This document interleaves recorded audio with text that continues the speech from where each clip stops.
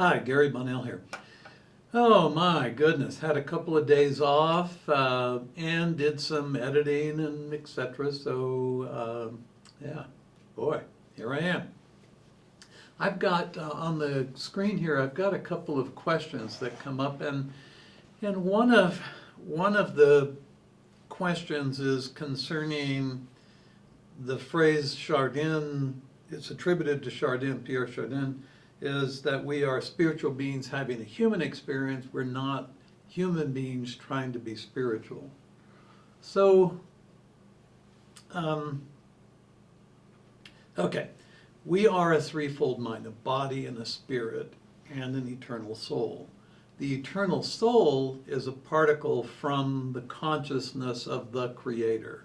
It would be like if you took one of your neurons and allowed someone else, or they allowed you to put that neuron in their brain, then you would be able to witness to some degree.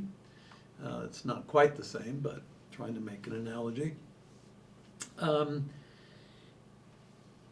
Eternal souls don't have a human experience. And what I mean by that is, a human experience is mainly built upon the body and the spirit. The body has instinctual ancestral memory. The spirit has strategic memory from past lives and carries with it unresolved issues from previous incarnations. And together with ancestral memory and the spirit's learned strategies, then when at the time of conception, the spirit begins to build the body, turning certain genes on and off in relationship to ancestral memory and reincarnating strategies. So the soul comes in and descends 144,000 cells into the body through the thymus. Those cells evenly space in the entire body.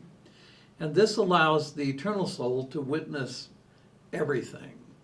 It's a witness. It's not having a human experience, primarily because it's non-judgmental, it's non-linear. It doesn't feel emotion.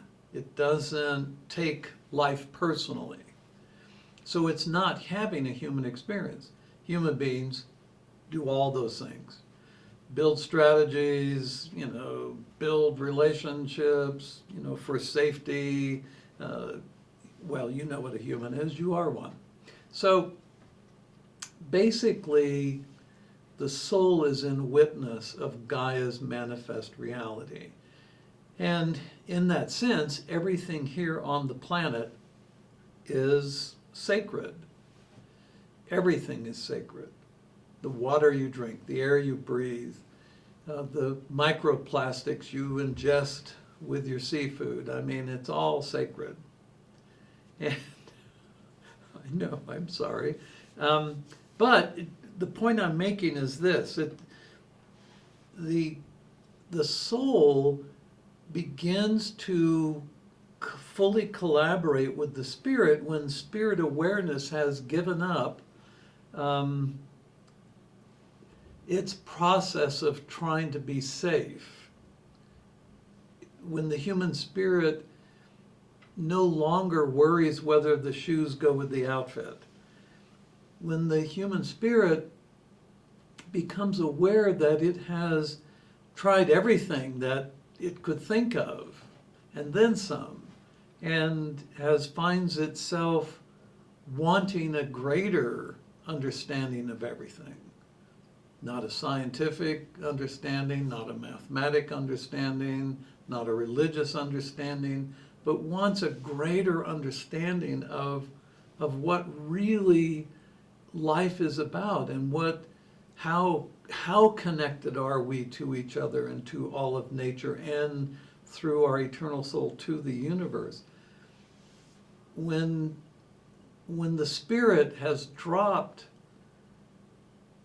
the disguise and realizes that it's an eternal being, it was brought into existence by itself, when two cells came together in response to conditions and circumstances, that energy envelope then survived the death of those forms only to create new forms and build until voila, here you are as a human. So your spirit has been every form of life on earth and will continue to exist even when earth is gone. It will, with other spirits and other earthborn souls, go to a new system that has similar manifest reality. So, yeah, so I'm responding to this. Hold on, let me go down a little bit further. Yeah. Our intellect is basically, the intellect is not the mind. As a matter of fact, there's more activity in the belly brain and the heart brain when it comes to understanding a human's reality, the circumstances and conditions. The cranial brain is for the functioning of the body, keeping everything in alignment, all the balances that are needed to keep the body functioning, moving forward in time. But it's really the belly brain and the heart brain where we get our human experience. The intellect is something we develop as a means of securing our now or our future. And usually the intellect, the direction an intellect goes, is based upon its past, the human's past, and what helped to form the ideas and the ideation and attitude of that particular human. But the intellect has actually very little to do with what happens between the belly brain and the heart brain. We are threefold beings.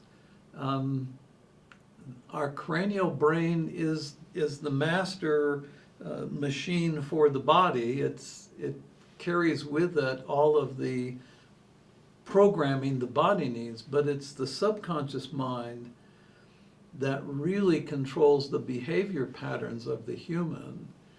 That's where all the base program for the personality, for how a human then proceeds through time, that is in the belly brain, is where we get entry to that. So anyway, I hope that helps clear up the thing about threefold beings. We